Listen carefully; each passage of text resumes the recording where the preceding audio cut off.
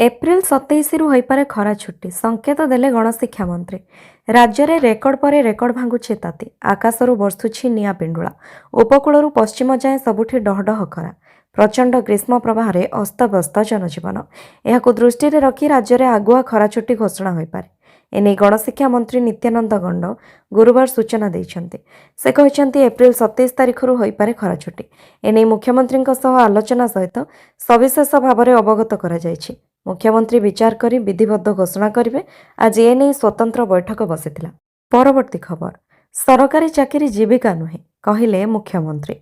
सरकारी चाकरी केवल एक जीविका नुहे बरं यह एक जनसाधारण सेवा करने अनन्य सुजोग बोली काली 15तम निजुक्ति मेला अवसर में नवनिजुक्त निजुक्तिपत्र प्रदान करी मुख्यमंत्री मोहन चरण माझी कहते।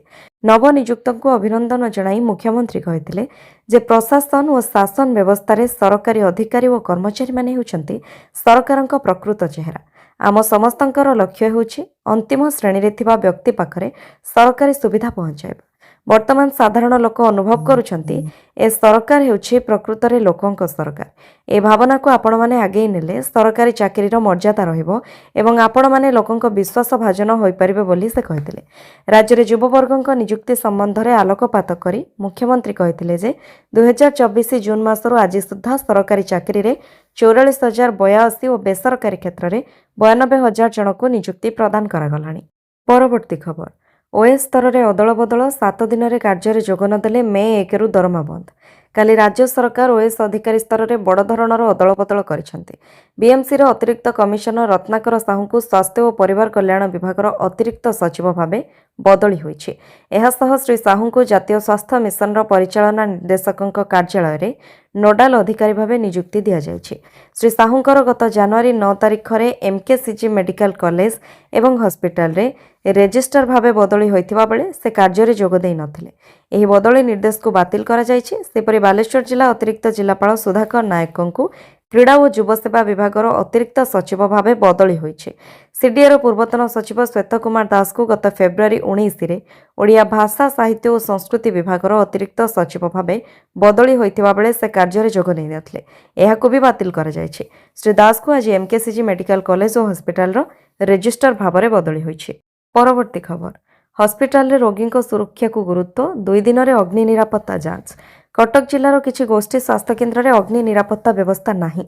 जदिओ कटक सहर में थिबा सिटी हॉस्पिटल, शिशु भवन और अन्य सहरांचल स्वास्थ्य केन्द्र में अग्नि सुरक्षा व्यवस्था रही किंतु सेगुड़िक केते कार्यक्षम से बाबद काहारी पाखरे सूचना नहीं। तेणु 2 दिन भितर कटक जिलार समस्त सहरांचल और गोष्ठी स्वास्थ्य केन्द्र अग्नि निरापत्ता व्यवस्था जांच और तदारख करा। कटक जिला स्तरीय स्वास्थ्य कमिटी समीक्षा बैठक में ए निष्पत्ति ग्रहण करा जायछि। व्यवस्था जांच करा परे मासे भितर सहर और ग्रामांचल सबु सरकारी हॉस्पिटल रे मॉक ड्रिल करा बोली जिलापाल दत्तात्रेय भावसाहेब सिंधे निर्देश देइछन्ते। परवर्ती खबर, जनगणना अधिकारी को आक्रमण घटना रे एक्शन। संगीन दफारे गिरफ होई जेल गले बापा 2 पुओ। जनगणना तथ्य संग्रह करने को जाइथिबा 4 जण अधिकारी को निस्तुक माड़ घटना रे एक्शन। संगीन दफारे मामला रुजु करी अभियुक्त निकुंज रमण शतपथी 2 पुओ उदी स्वप्न शतपथी और भानुप्रकाश शतपथी को गिरफ करिछि पुलिस। उभय को कोर्ट चालाण करा जायतिला। सेठारे जामिन नामंजूर हेबा परे समस्त अभियुक्त को कामाख्यानगर जेल को पठा जायतिबा सूचना मिलिछि। सूचना अनुसार बुधवार सकाळे संपृक्त 4 जनगणना अधिकारी निकुंजक घरे पहुंचीथिले। जनगणना अधिकारी मानक देखि निकुंजक परिवार सदस्य उत्क्षिप्त हो पड़ते। कौन कथा न शुणी असाभ्य भाषा गाड़गुलज करने सहित आक्रमण करते। एथिरे 2 महिला कर्मचारी समेत 4 जण आहत होते। अभियुक्त माने पत्थर धरी मारिबा को गोड़ाइबारु घटनास्थल से दौड़ी पलाई आसिथिले। सेतिकिरे सेमानक राग शांत होई नथिला। कर्मचारी माने आसिथिबा स्कूटर और बाइक को पिटी भांगी देइथिले घर मालिक। परवर्ती खबर, शिल्प और पोड़ू चाष जलुछि झारसुगुड़ा। जंगल अभिवृद्धि जिलापालक सह होइछि आलोचना। उत्तप्त सहर झारसुगुड़ा को नहीं जंगल और परिवेश मंत्री गणेश राम सिंह खुंटिया उद्वेग। कहले शिल्प और पोड़ू चाष सहरर तापमात्रा बढ़ुछि। 15% जंगल झारसुगुड़ा रही। तार अभिवृद्धि मु जिलापालक सह आलोचना करिछि। चाषी माने पारंपरिक भावे अमल पर बिलरे निया लगाउछन्ति। एथिरु निवृत्त रहिबाकू चाषी मानकु सचेतन करने जिलापालक निर्देश दि जाइछि। जंगल मंत्री पुणी कहिसेंति जे दिन 11 टारू 3टा जाए श्रमिक मानक पई कार्य क्षेत्र में बारण रही। बारण थिबा समय बेसरकारी संस्था श्रमिकों को काम कराइले कार्यानुष्ठान हेबो। सरकारी हेउ अबा बेसरकारी कार्यस्थली सबुठारे कटकणा समान। परवर्ती खबर, ପ୍ଲଟ୍ ବ୍ୟବସାୟୀ ସୁଧୀର ପାତ୍ର ହତ୍ୟା ଘଟଣାର ବଡ଼ ଖୁଲାସା। ସମ୍ପତ୍ତି ଲୋଭରେ ଦାଦାକୁ ମାରିବାକୁ ସୁପାରି ଦେଇଥିଲେ ପୁତୁରା ଓ ଝିଆରୀ। ଅପହରଣ ପରେ ପ୍ଲଟ୍ ବ୍ୟବସାୟୀ ସୁଧୀର କୁମାର ପାତ୍ର ହତ୍ୟା ଘଟଣାରେ ବଡ଼ ଖୁଲାସା। ଦାଦାର ସୁପାରି ଦେଇଥିଲେ ପୁତୁରା ଓ ଝିଆରୀ। ସମ୍ପତ୍ତି ଭାଗବଣ୍ଟାକୁ କେନ୍ଦ୍ର କରି ଅପହରଣ ପରେ ହତ୍ୟା ସନ୍ଦେହ। ପୁତୁରା ଓ ଝିଆରୀ ମିଶି ସୁପାରି କିଲରଙ୍କ ଜରିଆରେ ଏଭଳି କାଣ୍ଡ ଘଟାଇଛନ୍ତି ବୋଲି ଚର୍ଚ୍ଚା ହେଉଛି। ଏ ଘଟଣାରେ ଗୋପାଳପୁର ପୁଲିସ ପୁତୁରା ଓ ଝିଆରୀଙ୍କ ସମେତ 8 ଅଭିଯୁକ୍ତଙ୍କୁ ଅଟକ ରଖି ଜେରା କରୁଛି। ପ୍ରକୃତ ଘଟଣା ଉପରେ ପରଦା ହଟାଇବାକୁ ତଦନ୍ତ ଚଳାଇଛି ପୋଲିସ। ପରବର୍ତ୍ତୀ ଖବର, ଜନଗଣନା କର୍ମଚାରୀଙ୍କ ପାଇଁ ଏସ୍ଓପି ଜାରି। ପରିଚୟପତ୍ର ପିନ୍ଧିବା ବାଧ୍ୟତାମୂଳକ। ଜନଗଣନା କାର୍ଯ୍ୟରେ ନିୟୋଜିତ କର୍ମଚାରୀମାନଙ୍କ ସୁରକ୍ଷା ଏବଂ ନିରାପତ୍ତା ପାଇଁ ପଦକ୍ଷେପ ନିଆଯାଇଛି। ରାଜ୍ୟ ସରକାର ତଥା ରାଜସ୍ୱ ବିଭାଗ ପକ୍ଷରୁ ଏହି ଏସ୍ଓପି ଜାରି ହୋଇଛି। ଏଥିରେ ସର୍ବମୋଟ 8ଟି ଗୁରୁତ୍ୱପୂର୍ଣ୍ଣ ନିୟମାବଳୀ ସ୍ଥାନ ପାଇଛି, ଯେପରିକି ଜନଗଣନା ଅଧିକାରୀ ଏବଂ ସୁପରଭାଇଜର ସର୍ବଦା ସେମାନଙ୍କର ସରକାରୀ ପରିଚୟପତ୍ର ପିନ୍ଧିବା ଆବଶ୍ୟକ ରହିଛି। ଫିଲ୍ଡ କାର୍ଯ୍ୟ ସମୟରେ ସେମାନେ ସେମାନଙ୍କର ନିଯୁକ୍ତି ପତ୍ର ମଧ୍ୟ ନେବାକୁ ବାଧ୍ୟତାମୂଳକ କରାଯାଇଛି। ନିର୍ଦ୍ଦିଷ୍ଟ କ୍ଷେତ୍ର ପରିଦର୍ଶନ ସମୟ ପାଳନ କରିବା ସହିତ ଖରା ସମୟ ସକାଳ 11ଟାରୁ ଅପରାହ୍ନ 3ଟା କାମ କରିବାକୁ ବାରଣ କରାଯାଇଛି। ଅନ୍ୟପଟେ ବିଚ୍ଛିନ୍ନ କିମ୍ବା ସମ୍ବେଦନଶୀଳ ଅଞ୍ଚଳରେ ସୁରକ୍ଷା ସୁନିଶ୍ଚିତ କରିବା ପାଇଁ E&S ଯୋଡ଼ିରେ କାମ କରିପାରିବେ। ଯଦି କୌଣସି ବିପଦର ଆଶଙ୍କା କରୁଥାନ୍ତି ତେବେ E&S ତୁରନ୍ତ ନିଜ କାର୍ଯ୍ୟରୁ ଦୂରେଇ ରହିବା ସହ ସେମାନେ ନିର୍ଦ୍ଦିଷ୍ଟ ଘର ବା ସ୍ଥାନକୁ ଛାଡ଼ିପାରିବେ। ପରବର୍ତ୍ତୀ ସମୟରେ ସୁରକ୍ଷା ସହିତ ପରିଦର୍ଶନ କରିପାରିବେ। ଏପରି ଘଟଣାଗୁଡ଼ିକ ଉଚ୍ଚ କର୍ତ୍ତୃପକ୍ଷଙ୍କୁ ତୁରନ୍ତ ରିପୋର୍ଟ କରାଯିବାକୁ ଏସ୍ଓପିରେ କୁହାଯାଇଛି।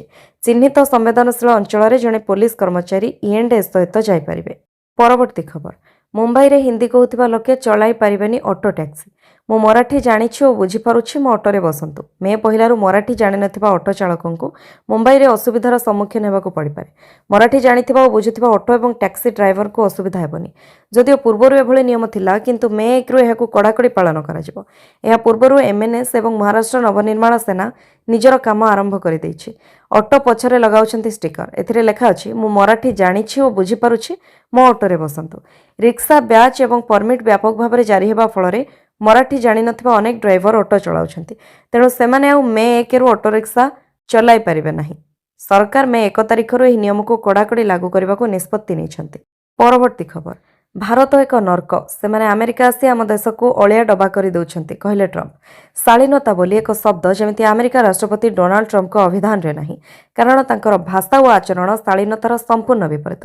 ଭେନେଜୁଏଲା ଠାରୁ ଇରାନ ପର୍ଯ୍ୟନ୍ତ ଦେଶଗୁଡ଼ିକୁ ଟ୍ରମ୍ପ ଯେମିତି ବ୍ୟବହାର କରୁଛନ୍ତି, ତା ତ ଦୁନିଆ ଦେଖୁଛି। ହେଲେ ଭାରତକୁ ମିତ୍ର ରାଷ୍ଟ୍ର କହି ସୁଦ୍ଧା ଭାରତ ବିରୁଦ୍ଧରେ ଏଭଳି ଆପତ୍ତିଜନକ ଭାଷା ବ୍ୟବହାର କରୁଛନ୍ତି, ତା ଶୁଣିବା ମାତ୍ରେ ଭାରତବାସୀଙ୍କ ରାଗ ପଞ୍ଚମରେ ଚଢ଼ିବା ସ୍ୱାଭାବିକ। ଏବେ ପୁଣି ଭାରତ ବିରୁଦ୍ଧରେ ଏଭଳି ଏକ ଅଶୋଭନୀୟ ଶବ୍ଦର ପ୍ରୟୋଗ କରିଛନ୍ତି ଟ୍ରମ୍ପ। ସେ ତାଙ୍କ ସୋସିଆଲ ମିଡିଆରେ ଏକ ଚିଠି ସେୟାର କରିଛନ୍ତି, ଯେଉଁଠାରେ ଭାରତକୁ ନର୍କର ଜାଗା ବୋଲି କୁହାଯାଇଛି। କେବଳ ଭାରତ ନୁହେଁ, ଏହି ଚିଠିରେ ଚୀନ ଓ ଅନ୍ୟ ଦେଶମାନଙ୍କୁ ବି ନର୍କ ବୋଲି କୁହାଯାଇଛି। ଜନ୍ମଜାତ ନାଗରିକତାକୁ କଡ଼ା ସମାଲୋଚନା କରି ଟ୍ରମ୍ପ ଏହି ଚିଠି ପୋଷ୍ଟ କରିଛନ୍ତି। ପରବର୍ତ୍ତୀ ଖବର, ପଶ୍ଚିମବଙ୍ଗରେ ନିର୍ବାଚନୀ ହିଂସା, ବିଜେପି ପ୍ରାର୍ଥୀଙ୍କୁ ଟିଏମସି କର୍ମୀଙ୍କ ଆକ୍ରମଣ। ପଶ୍ଚିମବଙ୍ଗ ବିଧାନସଭା ନିର୍ବାଚନର ପ୍ରଥମ ପର୍ଯ୍ୟାୟ ମତଦାନ ସମୟରେ କୁମାରଗଞ୍ଜ ବିଜେପି ପ୍ରାର୍ଥୀ ଶୁଭେନ୍ଦୁ ସରକାରଙ୍କୁ ତୃଣମୂଳ କଂଗ୍ରେସ ସମର୍ଥକମାନେ ଆକ୍ରମଣ କରିଛନ୍ତି, ଯାହାର ଭିଡିଓ ମଧ୍ୟ ସାମାଜିକ ଗଣମାଧ୍ୟମରେ ଭାଇରାଲ ହୋଇଛି। ଅଭିଯୋଗ ଅନୁସାରେ ମତଦାନ କେନ୍ଦ୍ର ନିକଟରେ ଟିଏମସି କର୍ମୀମାନେ ବିଶୃଙ୍ଖଳା ସୃଷ୍ଟି କରିଥିଲେ। ଏନେଇ ଖବର ପାଇବା ପରେ ଶୁଭେନ୍ଦୁ ପୋଲିଂ ବୁଥକୁ ଯାଇଥିଲେ। ଏହି ସମୟରେ ସେଠାରେ ବିଶୃଙ୍ଖଳା କରୁଥିବା ଟିଏମସି କର୍ମୀ ତାଙ୍କୁ ମାଡ଼ ମାରିଥିଲେ। ନିଜକୁ ବଞ୍ଚାଇବା ପାଇଁ ଜଣେ ସୁରକ୍ଷା କର୍ମୀଙ୍କ ସହ ପାଖରେ ଥିବା ପଡ଼ିଆକୁ ଦୌଡ଼ି ପଳାଇଥିଲେ ଶୁଭେନ୍ଦୁ। ପରବର୍ତ୍ତୀ ଖବର, ମେ 15ରୁ 21 ସିବିଏସ୍ଇ ଦଶମ ଶ୍ରେଣୀ ଦ୍ୱିତୀୟ ବୋର୍ଡ ପରୀକ୍ଷା। ପ୍ରକାଶ ପାଇଲା ସିବିଏସ୍ଇ ଦଶମ ଶ୍ରେଣୀ ଦ୍ୱିତୀୟ ବୋର୍ଡ ପରୀକ୍ଷା ତାରିଖ। ମେ 15ରୁ 21 ତାରିଖ ଯାଏଁ ଚାଲିବ ପରୀକ୍ଷା। ସକାଳ 10:30ରୁ 1:30 ଯାଏଁ ଚାଲିବ ପରୀକ୍ଷା। ଚଳିତ ବର୍ଷ ପ୍ରଥମ ଥର ସିବିଏସ୍ଇ ପକ୍ଷରୁ ଦ୍ୱିତୀୟ ବୋର୍ଡ ପରୀକ୍ଷା ନିଷ୍ପତ୍ତି ନିଆଯାଇଛି। ଏହା ପୂର୍ବରୁ ବୋର୍ଡ ପ୍ରଥମ ପରୀକ୍ଷା ଶେଷ ହୋଇଯାଏ।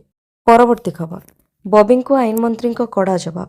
ରତ୍ନଭଣ୍ଡାରକୁ ନେଇ ବବିଙ୍କ ପୋଷ୍ଟ ଉପରେ ଆଇନମନ୍ତ୍ରୀ କଡ଼ା ପ୍ରତିକ୍ରିୟା ରଖି କହିଛନ୍ତି, ଦ୍ୱନ୍ଦ୍ୱ ସୃଷ୍ଟି କରିବାକୁ ଚେଷ୍ଟା କରନି, ଗୋଟିଏ ଦିନରେ ଦୁଃସାହସ ଛଡ଼ାଇ ଦେବୁ। ଆମେ ଯଦି ପ୍ରଶ୍ନ ପଚାରିବୁ, ବିଜେଡି ନେତାଙ୍କୁ ପକ୍ଷାଘାତ ହୋଇଯିବ। ଚାବି ହଜିବା କଥା ସତ୍ୟ, ଡୁପ୍ଲିକେଟ୍ ଚାବିର ତାଲା ସହ କିଛି ସାମଞ୍ଜସ୍ୟ ନଥିଲା। ଚାବି ନଥିବା ଯୋଗୁଁ ମାଜିଷ୍ଟ୍ରେଟଙ୍କ ଉପସ୍ଥିତିରେ ତାଲା କାଟିବାକୁ ପଡ଼ିଲା। ଯଦି ଚାବି ଥିଲା, ବିଜେଡି ସରକାର ରତ୍ନଭଣ୍ଡାର ଖୋଲିଲା ନାହିଁ କାହିଁକି? ରତ୍ନଭଣ୍ଡାରକୁ ରାଜନୈତିକ ଫାଇଦା ପାଇଁ ବ୍ୟବହାର କରାଯାଇଥିବା ଲେଖିଥିଲେ ବବି। ପରବର୍ତ୍ତୀ ଖବର, 6 ମାସ ଭିତରେ ସିଟି ଗ୍ୟାସ୍ ବିତରଣ ନୀତି ଲାଗୁ। ଏନେଇ ସୂଚନା ଦେଲେ ଯୋଗାଣ ମନ୍ତ୍ରୀ କୃଷ୍ଣଚନ୍ଦ୍ର ପାତ୍ର।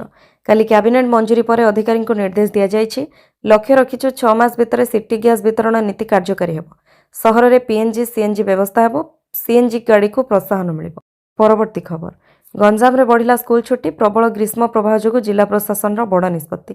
ରାଜ୍ୟରେ ଜାରି ରହିଥିବା ପ୍ରବଳ ଗ୍ରୀଷ୍ମ ପ୍ରବାହ ଓ ଗୁଳୁଗୁଳିକୁ ଦୃଷ୍ଟିରେ ରଖି ଗଞ୍ଜାମ ଜିଲ୍ଲା ପ୍ରଶାସନ ପକ୍ଷରୁ ସ୍କୁଲ ଛୁଟି ଅବଧିକୁ ପୁଣି ବଢ଼ାଇ ଦିଆଯାଇଛି। ପିଲାମାନଙ୍କ ସ୍ୱାସ୍ଥ୍ୟ ଓ ସୁରକ୍ଷାକୁ ପ୍ରାଥମିକତା ଦେଇ ଜିଲ୍ଲାପାଳଙ୍କ ନିର୍ଦ୍ଦେଶକ୍ରମେ ଛୁଟି ଅବଧିକୁ ଆଉ 2 ଦିନ ବୃଦ୍ଧି କରାଯାଇଛି। ଅର୍ଥାତ୍ ଏପ୍ରିଲ 24 ଏବଂ 25 ତାରିଖ ସ୍କୁଲ ଛୁଟି ରହିବ। ଶିଶୁ ବାଟିକାରୁ ଦ୍ୱାଦଶ ଶ୍ରେଣୀ ପର୍ଯ୍ୟନ୍ତ ସମସ୍ତ ଛାତ୍ରଛାତ୍ରୀଙ୍କ ପାଇଁ ଏହା ଲାଗୁ ହେବ। ସମସ୍ତ ସରକାରୀ ଅନୁଦାନ ପ୍ରାପ୍ତ ଏବଂ ବେସରକାରୀ ସ୍କୁଲ ବନ୍ଦ ରହିବ। ପରବର୍ତ୍ତୀ ଖବର, ଭିସୁଟରେ ରାଗିଂ ଅଭିଯୋଗ, ଅର୍ଥଦଣ୍ଡରେ ଦଣ୍ଡିତ ହେଲେ 4 ବରିଷ୍ଠ ଛାତ୍ର। ସମ୍ବଲପୁର ବୁର୍ଲା ବୀର ସୁରେନ୍ଦ୍ର ସାଏ ବୈଷୟିକ ବିଶ୍ୱବିଦ୍ୟାଳୟରେ ରାଗିଂ ଅଭିଯୋଗ।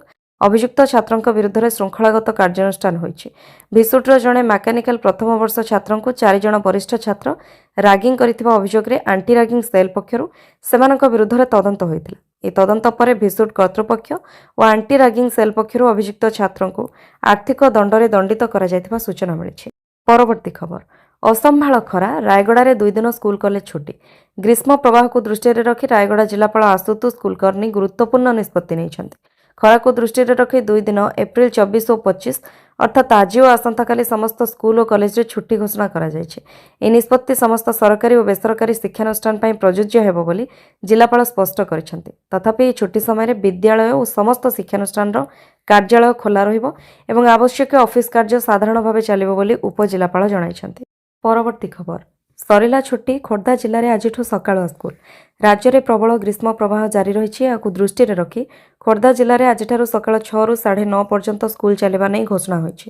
ସମସ୍ତ ସରକାରୀ ବେସରକାରୀ ସ୍କୁଲ, ଅଙ୍ଗନୱାଡି କେନ୍ଦ୍ର ପାଇଁ ନିର୍ଦ୍ଦେଶ ରହିଛି। ହିଟୱେଭ୍କୁ ଦେଖି ସ୍କୁଲ ସମୟ ବଦଳାଇଲେ ଜିଲ୍ଲାପାଳ। କହି ରଖୁଛୁ କି ଅସହ୍ୟ ଖରାକୁ ଦେଖି 20ରୁ 23 ପର୍ଯ୍ୟନ୍ତ ଛୁଟି ପାଇଁ ନିର୍ଦ୍ଦେଶ ଦେଇଥିଲେ ଖୋର୍ଦ୍ଧା ଜିଲ୍ଲାପାଳ ଅମୃତ ଋତୁରାଜ। ଛାତ୍ରଛାତ୍ରୀଙ୍କ ସ୍ୱାସ୍ଥ୍ୟ ଏବଂ ନିରାପତ୍ତା ଆମ ପାଇଁ ପ୍ରାଥମିକତା। ପରବର୍ତ୍ତୀ ସମୟରେ ପାଣିପାଗ ସ୍ଥିତିକୁ ସମୀକ୍ଷା କରାଯାଇ ଆଗାମୀ ନିଷ୍ପତ୍ତି ନିଆଯିବ ବୋଲି କହିଥିଲେ। ପରବର୍ତ୍ତୀ ଖବର, କଂଗ୍ରେସକୁ ବଡ଼ ଝଟକା, ହାତ ଛାଡ଼ିଲେ ବରିଷ୍ଠ ନେତା। ଓଡ଼ିଶା କଂଗ୍ରେସକୁ ବଡ଼ ଝଟକା ଲାଗିଛି। ଦଳର ସକ୍ରିୟ ନେତା ତଥା କଂଗ୍ରେସ ରିସୋର୍ସ ସେଲ୍ର ରାଜ୍ୟ ସଂଯୋଜକ ଅମିୟ ପାଣ୍ଡବ ଦଳରୁ ଇସ୍ତଫା ଦେଇଛନ୍ତି।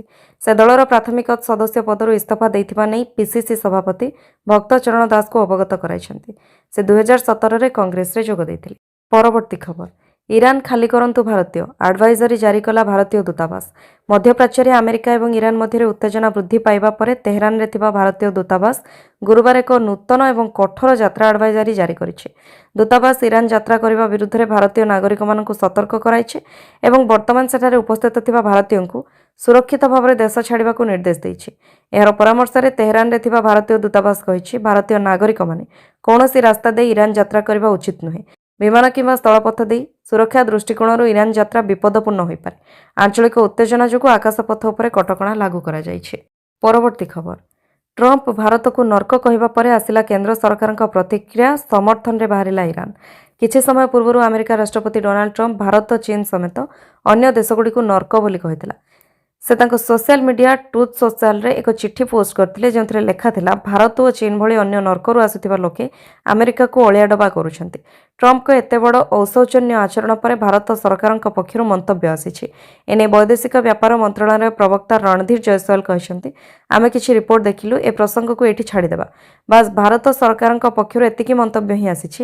ଭାରତ ଏବଂ ଚୀନ ସମର୍ଥନରେ ବାହାରି ଇରାନ କହିଛି, ଏହି 2 ଦେଶ ସଭ୍ୟତାର ପାଳନ କରନ୍ତି। ହାଇଦ୍ରାବାଦରେ ଥିବା ଇରାନୀ ଦୂତାବାସ ଏକ୍ସରେ ପୋଷ୍ଟ କରି ଲେଖିଛି, ଚୀନ ଏବଂ ଭାରତ ସଭ୍ୟତାର ଉଦ୍ୟମ ସ୍ଥଳ। ପ୍ରକୃତରେ ନର୍କ ସେଇଠି ଅଛି ଯେଉଁଠି ଯୁଦ୍ଧ ଅପରାଧୀ ରାଷ୍ଟ୍ରପତି ଇରାନର ସଭ୍ୟତାକୁ ନଷ୍ଟ କରିବାକୁ ଧମକ ଦେଉଛନ୍ତି। ପରବର୍ତ୍ତୀ ଖବର, ପଶ୍ଚିମବଙ୍ଗରେ ବିପୁଳ ମତଦାନକୁ ନେଇ ବଡ଼ ଦାବି କଲେ ପିଏମ୍ ମୋଦି। ପଶ୍ଚିମବଙ୍ଗରେ ଅଜସ୍ର ମତଦାନ ହୋଇଛି। ରେକର୍ଡ ମତଦାନ ପରେ ବିଜେପି ଶିବିରରେ ଖୁସିର ପରିବେଶ। ଏହାରି ମଧ୍ୟରେ ପ୍ରଧାନମନ୍ତ୍ରୀ ମୋଦି ପଶ୍ଚିମବଙ୍ଗ ନିର୍ବାଚନକୁ ନେଇ ବଡ଼ ଦାବି କରିଛନ୍ତି। ମୋଦି କହିଛନ୍ତି, ଏଭଳି ଭୋଟିଂ ଦେଖିବା ପରେ ମୋତେ ଲାଗୁଛି ବିଜେପି ବିଶାଳ ବିଜୟ ହାସଲ କରିବ। କୃଷ୍ଣନଗର ପରେ ରାଜ୍ୟର ନାଦିଆ ଜିଲ୍ଲାର ମଥୁରାପୁରରେ ଏକ ନିର୍ବାଚନୀ ରାଲିକୁ ସମ୍ବୋଧିତ କରି ପ୍ରଧାନମନ୍ତ୍ରୀ ମୋଦି ପ୍ରଥମ ପର୍ଯ୍ୟାୟରେ ବିପୁଳ ଭୋଟ ଦାନ ପାଇଁ ପଶ୍ଚିମବଙ୍ଗର ଜନସାଧାରଣଙ୍କୁ ଅଭିନନ୍ଦନ ଜଣାଇଥିଲେ।